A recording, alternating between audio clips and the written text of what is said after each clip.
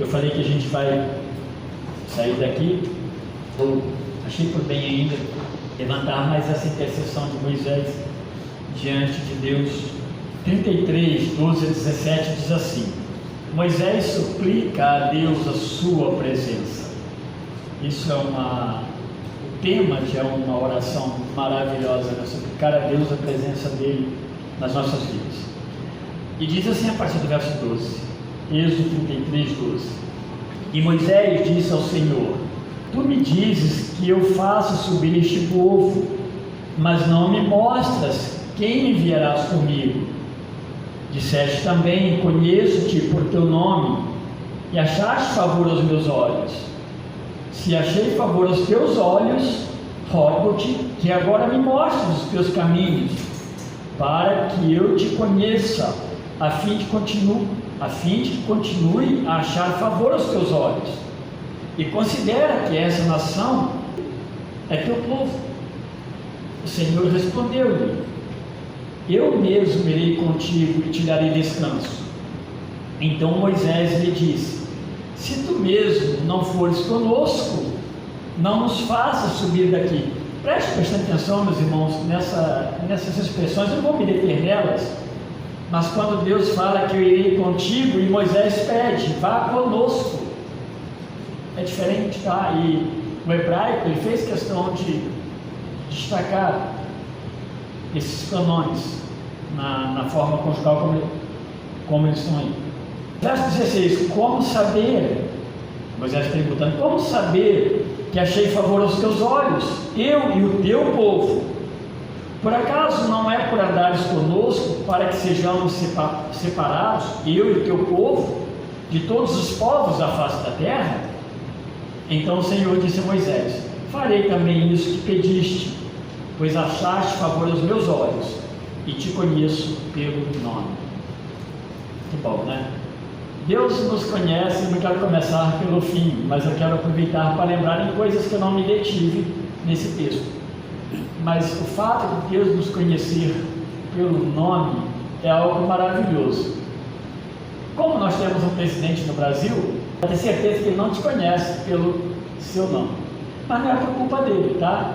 Porque é impossível para ele conhecer todas as pessoas pelo nome.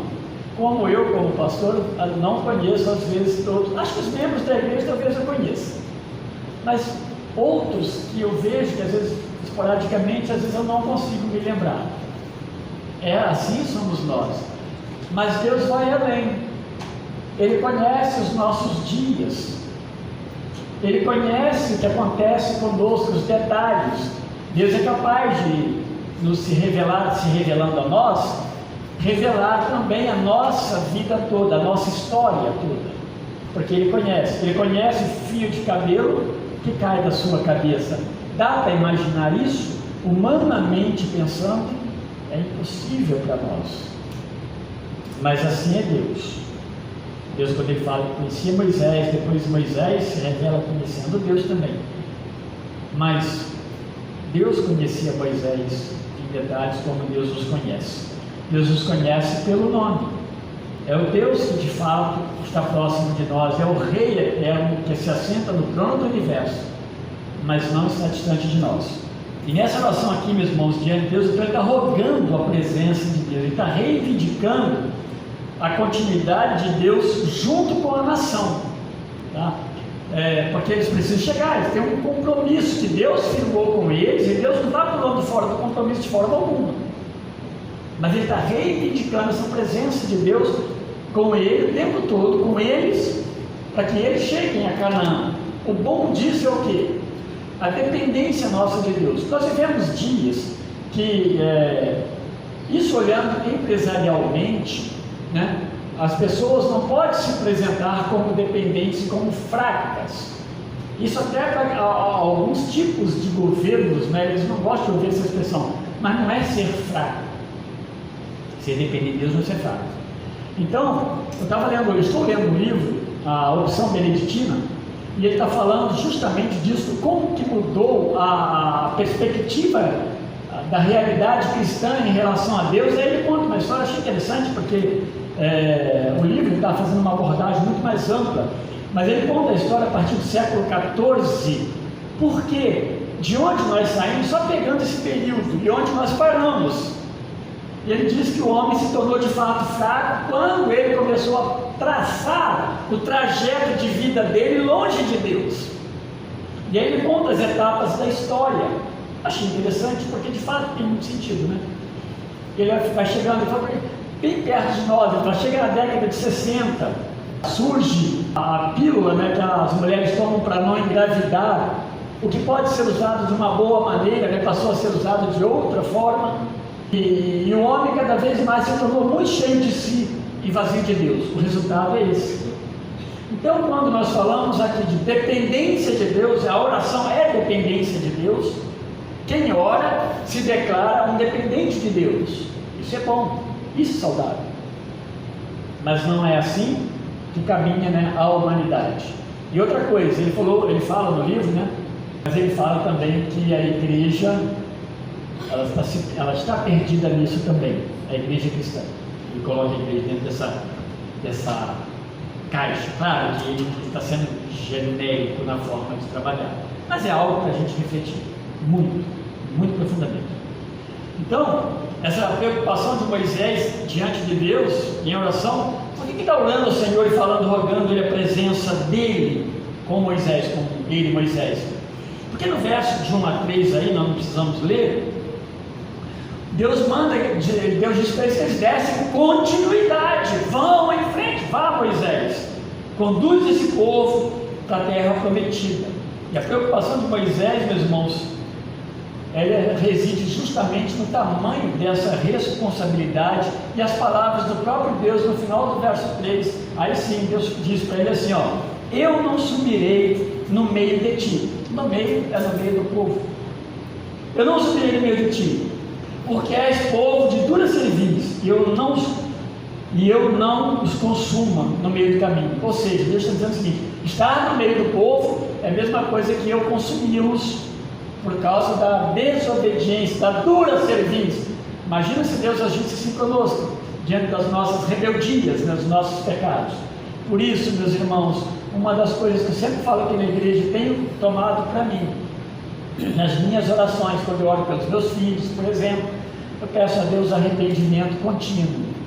Na verdade, não é um arrependimento vazio, é que Deus ponha claro diante de mim os meus pecados, para que eu possa orar diante dele em arrependimento sincero. Porque Deus trata conosco quando nós nos arrependemos, Deus trata com misericórdia quando há arrependimento. E aqui ele está falando do povo que, olha, eu não vou com vocês, porque senão eu vou consumi-los, vocês vão chegar. E Deus é soberano, né? Assim, Moisés vai orar a Deus. A partir do verso 12 a gente percebe bem no começo do verso 2, né? 12 já começa, e Moisés disse ao Senhor, ele começa a falar com Deus, ele vai se valer das promessas de Deus, ele vai lembrar das promessas de Deus, no aspecto assim, de que Deus fez promessas aos seus antepassados, Deus fez aliança. A oração de Moisés a gente pode classificar, meus irmãos, como uma oração sábia. Com isso eu não quero dizer que a minha oração e a sua oração não seja sábia, ao contrário disso, chamando a atenção para nossas orações serem orações sábias. Orações sábias não são orações propriamente eloquentes. Orações eloquentes nem sempre são orações sábias. Oração sábia é a oração que invoca a Deus nas verdades de Deus, né? Não fala vaziamente. Por que eu estou orando a Deus? Que Deus que eu oro? E às vezes as coisas ficam tão vazias que nós oramos com pressa. Eu não orei hoje, deixa eu orar rapidinho. Pum. Que valor isso tem diante de Deus, meus irmãos? Qual é o momento que de fato eu refleti? Eu estou refletindo no Deus Todo-Poderoso. Que consideração eu estou tendo com Deus que conhece meu nome e conta os filhos do meu caminho? Então, a oração sábia. Ele diz que Deus disse, conheço pelo teu nome e me contento contigo. Essa expressão. Essa expressão ela foi feita a Moisés em algum momento passado, porque Moisés fala, o Senhor mesmo disse, mas a gente não acha isso muito fácil. Mas em algum momento Deus disse para ele, mas Deus vai repetir no 17, essa mesma expressão. O que ele fala no 17, por exemplo? Farei também isso que pediste, pois achaste favor aos meus olhos. Achei de graça, né? Eu vi graça em você e te conheço pelo teu nome. Então Deus conhecia Moisés pelo nome. É uma afirmação de uma aprovação, mesmo sendo Moisés pecador. é uma afirmação parecida que é feita com quem mais lá atrás, com Noé. Noé, no meio daquela declaração de Deus no capítulo 6 de Gênesis, que o mundo está perdido, está a expressão que nós já falamos sobre arrependimento de Deus, né? Ele não acontece como nós entendemos.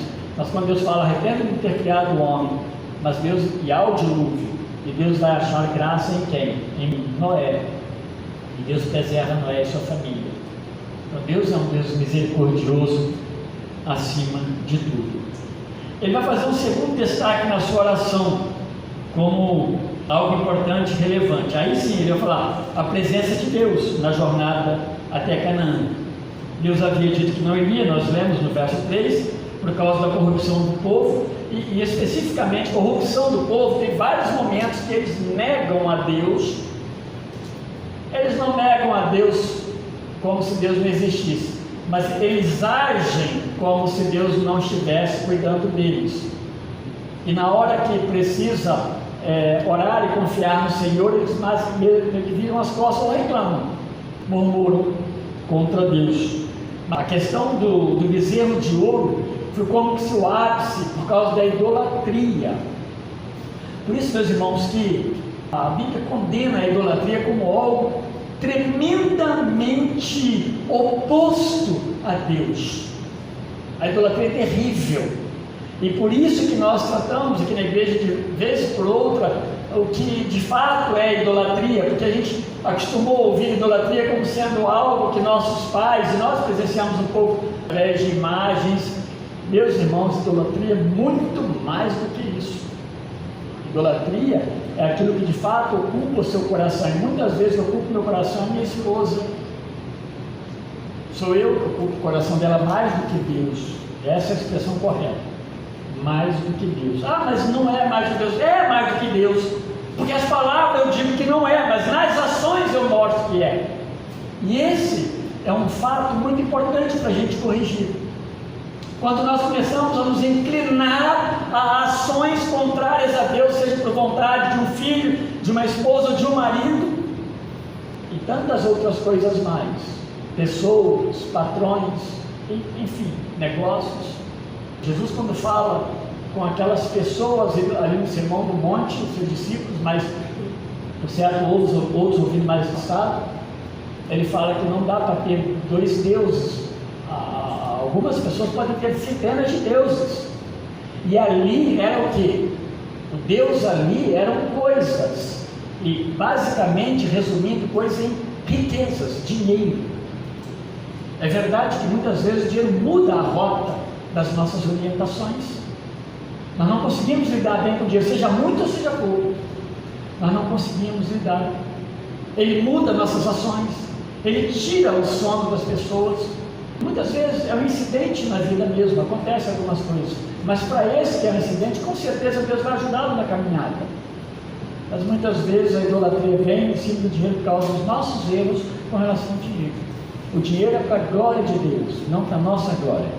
Tá? Então estou dando exemplo de como que a idolatria é terrível diante de Deus, e ela atrapalha a adoração ao único Deus. O bezerro de ouro foi um caso desse. Então esse distanciamento de Deus para com o povo, né, se dará representativamente de maneira visível através da tenda do encontro. Há momentos então que Deus, lá no verso 7 e 8, eu não estou lendo, não li ele, mas há um momento que Moisés vai encontrar Deus aonde? Lá na tenda do encontro. E onde estava essa tenda do encontro? Estava fora do arraial. Deus falava com Moisés, e Deus fala isso aqui: falarei contigo, estarei contigo. Mas lá na tenda do encontro, e o povo ficava olhando. Quando Moisés saía do arraial, da região onde ele estava, ainda não tinha o tabernáculo, quando saía, eles ficavam olhando Moisés. Todo mundo saía às portas, ficava olhando Moisés, e via Moisés entrando na tenda do encontro, e via os sinais da presença de Deus ali através do próprio templo, da nuvem. Deus falava com Moisés, e Moisés voltava, e o povo ficava: agora, o que tem para nós? O Senhor tem para nós. Mas Deus confirma para Moisés que ele está com ele. No verso 14 ele está falando isso. Mas o que Moisés continua falando na sua oração a Deus é que o povo fosse incluído nessa companhia de Deus. Moisés ele é bem assim, enfático com o Senhor na sua oração. Ele quer ter a certeza, Moisés, Deus é Deus. Ele quer ter a certeza de que Deus estará com eles, que Deus não vai negar esse povo, porque lá atrás Deus falou o quê? Olha, destruirei esse povo e farei de ti, Moisés, um novo começo. Deus poderia fazer isso, porque Deus é Deus. Moisés agora, ele conhece Deus, sabe da fidelidade de Deus, da grandeza de Deus, ele tem a Deus, e ele pede, por favor, Senhor, se o Senhor não for conosco, e aí ele vai incluir conosco. Isso é uma oração sábia, meus irmãos. Eu acredito tranquilamente que sem querer explorar o texto, além do que o texto está falando, mas estou bem tranquilo para entender que nessa oração, Deus está trabalhando com Moisés, que vai conduzir esse povo por um tempo muito longo.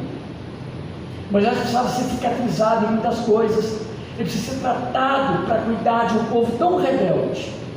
Moisés precisava declarar quem é Deus, Moisés precisava na sua oração declarar as alianças de Deus, as provisões de Deus. Ele precisava estar muito bem claro em Moisés, e as orações dele vai expressar isso.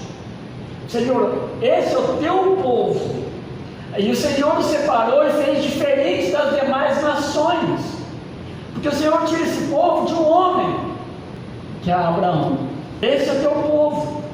Em vários momentos Moisés vai fazer esse apelo na sua oração, de que esse é o povo que veio lá de Abraão, e que se Deus abandoná-los, o que vai falar? O que vão falar essas nações de Deus? Aliás, meus irmãos, ao longo da história do povo de Israel, o que eles mais desejavam era ter uma oportunidade de dizer que Baal era maior do que o Deus Criador, Deus do céu e terra.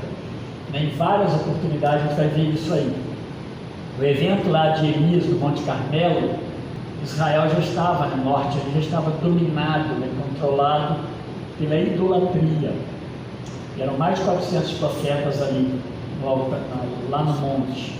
Então vocês percebam como que isso é terrível. Quando Deus vai usar lá mais adiante a expressão de ser abandonado, ele usa muito a questão de que houve um rompimento de relacionamento de casamento. O povo foi após outro marido, essa é a expressão, deixou o Deus, que é o esposo. Então essa corrupção, esse corrompimento da prática da vida religiosa do povo, ela se repetiu diversas vezes, mesmo tendo um Deus que fez tudo o que fez por esse povo que entra em Canaã, com todos os cuidados, venceram guerra sem material, sem débito nenhum. Essa corrupção, esse abandono, ele não é incomum, mas Moisés ele vai recorrer à aliança de Deus, à fidelidade de Deus. E aí, quando ele recorre à fidelidade de Deus, ele está indo para as Escrituras. O Senhor disse, que bom quando Deus ouve isso de nós. O Senhor disse que em Cristo eu tenho salvação e vida eterna, eu estou em paz. Senhor, ao meu lado está caindo tudo. Mas em Cristo, e aliás ele até diz, que em Deus, em Cristo nós temos paz. O João vai usar isso aí. Então, vá com o povo, tenha o povo também com o seu Senhor. Ele vai usar o argumento da aliança. Quando ele está falando de povo, ele está falando de aliança, que o povo que Deus separou, Deus qualificou como povo dele. É diferente, não são todos do mundo que são povo de Deus. O reino é de Deus, Deus é rei de todo mundo, daqui dos Estados Unidos, da Europa, falar para o continente, da Ásia, lá da Austrália. Deus é Deus, ele é rei. Esse é o reino de Deus maior. Mas aquele reino de Deus particular, os chamados por Deus, são aqueles que de fato servem a Deus por Cristo Jesus. É diferente. Entendimento do que Cristo fez pelo chamado de Deus em Cristo, melhor expressão. Então a presença de Deus é a marca que identifica Israel como uma nação diferente. Ele é diferente por quê? Por causa de Deus, não por causa deles. Por eles, é igual nós. O que nós entramos? Qual a nossa participação no que Deus fez por nós, no reino de Deus? É o nosso pecado. Porque é o que nós entramos, nós não temos realmente nada. Senão cria aquele entendimento de que nós temos sim alguma coisa boa. Não, o pecado acabou. aquilo que haveria de bom em nós, nos arruinou. Eu gosto de lembrar Efésios, que diz que nós estávamos como cadáveres, Efésios 2, bem no comecinho, sem vida. E Deus vai nos dar vida em Cristo Jesus. Deus ouve Moisés. Não foi Moisés que convenceu Deus a mudar, né? Isso é o projeto de Deus na história. Deus sabe de tudo isso. Ou alguém achava que Deus não sabia que Moisés oraria a ele.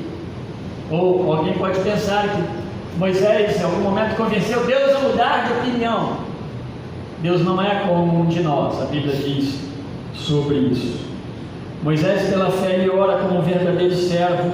E aí, eu sempre lembro, né, baseado nas próprias promessas de Deus, o que agrada a Deus. Não foi uma oração vazia, foi uma oração como Deus nos ensina a orar. E essa oração de Moisés vai edificá-lo de uma forma pessoal, né? Ele é edificado na sua preparação. O texto não está tratando disso. Moisés saiu edificado. A intenção, quando nós lemos o texto, de fato é essa. Moisés ora com fé, com certeza de que Deus que as palavras, a oração é verdadeira, Deus está falando com ele sai o quê? Com certeza ele sai consolado por Deus. Se Deus dissesse não, Moisés poderia até falar com Deus, mas ele seria consolado por Deus. Ele fala, Senhor, assim é muito difícil, mas ele seria consolado. Ele cresce na sua própria oração.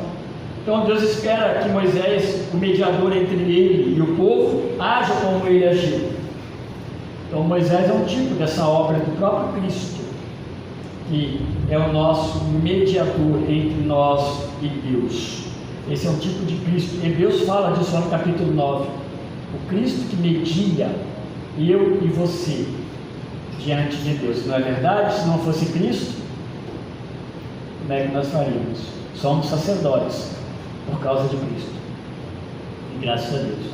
Concluindo, meus irmãos, nenhuma oração a Deus, ela muda o plano primário já estabelecido pelo próprio Deus antes da criação do mundo. Mas a Bíblia ensina que dentro de sua soberana vontade, o Senhor, Ele ouve-nos e Ele nos atende. Essa é a maravilha de Deus. Isso não muda nada do que já estava previsto por Deus. Por outro lado, em nossas orações somos exercitados a buscar a Deus dentro de um propósito que faz sentido, ou seja, a própria vontade dEle. Por isso que orações desconexas, no sentido de que a gente às vezes começa a falar coisas que não tem sentido. Por exemplo, orar a Deus. É correto orar a Deus pedindo, orar a Deus intercedendo, não tem nada de errado, mas tem que ter sentido, né? Quantas vezes a oração nossa é uma oração puramente egoísta? Nós fazemos uma lista diante de Deus, depois sumimos, né? Agora, Senhor, está aí, atenda. Não é assim que Deus faz, né? Jesus Cristo orou a Deus e falou, olha, mas não sei se seja feita a minha, mas a tua vontade. Se a gente olhar para o resultado, não que Cristo não queria ir para a cruz. Cristo, nós estamos vendo sobre a humanidade de Cristo. Cristo ali, o homem sofredor, mas ele vai para a cruz. Qual que é a vontade de Deus, né? A vontade de Deus é que em Cristo fosse satisfeita a sua ira por causa do meu e do seu pecado. Então, graças a Deus por isso. Nesse exercício da oração, né, nós somos edificados pessoalmente. Moisés não orou nada longe da Escritura. Isso está em acordo com a vontade de Deus. Curar alguém, dar emprego, fazer um bom negócio, uma boa viagem, são coisas justas, mas não estão descritas na palavra de Deus como promessa de Deus. Aqui eu estou dizendo o seguinte, que não são coisas erradas na oração, mas muitas vezes nós temos que cobrar de Deus que curar alguém é promessa dele. Não. A boa notícia é que não é promessa de Deus. Ele cura, ele tem poder de curar, mas ele não está prometendo, eu vou curar as pessoas. Senão Jesus Cristo iria curar todas as pessoas. Senão o ministério cristão seria a base de cura. Agora que ele cura, sim, não há dúvida. E quando nós oramos e dá vontade dele, para a glória dele, e ele deseja curar, ele vai curar. Tá bom? Então isso é muito importante. Elas são justas, mas não está na palavra de Deus como promessa. Por isso, quando Moisés olha, ele está baseado no quê? Está baseado nas próprias promessas de Deus. Moisés fala de aliança, de promessas, de afirmações de Deus, né? Ele falou, o Senhor disse que achou graça em mim. E eu fui aprovado diante do Senhor como servo. Ele usa essas coisas que o próprio Deus disse para ele. Ok, Deus falou isso para ele, né? Mas para Moisés. E nem tudo que Deus falou para Moisés é cabível para nós, porque a gente quer aplicar direto, pega lá 3.500 anos antes, dentro de um contexto, e aplica na minha vida aqui hoje. E por isso que muita gente entende o Evangelho de forma errada e sofre com isso. Por quê? Porque Deus falou, nós estamos entendendo certo? Nós estamos interpretando, ou nós queremos ser favorecidos por Deus naquilo que nós tanto desejamos, né? Eu quero terminar pensando numa boa oração dentro desse contexto de orar segundo a vontade de Deus. Eu pus aqui: Senhor, preserva-me em fé diante dos maiores desafios deste mundo. Essa talvez seja uma oração boa para os nossos dias. Nós estamos pedindo, que é correto também, pedido por paz, pedido para que Deus opere favoravelmente diante de tantas situações. Mas e aí? E se as coisas não derem conforme nós estamos pedindo a Deus? E se as perseguições caírem sobre nós como servos de Deus, sobre a igreja? O que é que nós vamos fazer? Há duas possibilidades. Senhor realmente não é o Deus que eu pensei que o Senhor fosse. Estou decepcionado com o Senhor. E a outra: Senhor é o mesmo Deus de ontem, de hoje, será eternamente. Louvado seja o Senhor. Dá-me ombros fortes para nós passarmos por isso. Talvez seja a melhor oração. Isso a Bíblia garante, a presença dele o tempo todo em nós, e a alegria da vida eterna. Isso está na palavra de Deus. Então, meus irmãos, que Deus nos ajude, olhando para essas orações, a gente entender como Deus pode operar grandemente nas nossas vidas e sermos atendidos por Deus. Eu sempre gosto de lembrar que Deus não é um Deus que está alheio às nossas necessidades, tá? Ele está atento e Ele cuida de nós. Ele cura, sim. Quantas vezes nossas enfermidades físicas, quantas vezes nós temos provado disso, quantas vezes Deus não curou a enfermidade, mas Ele foi glorificado através dela, através de algum problema. Deus foi glorificado. A gente precisa entender isso e glorificá-lo no nosso viver, tá? É a parte mais difícil dentro do Evangelho, por causa de uma linha, né, teológica adotada de um Deus que não permite sofrimento. Isso não é verdade. Deus abençoe cada um dos irmãos e os ajude nas suas necessidades.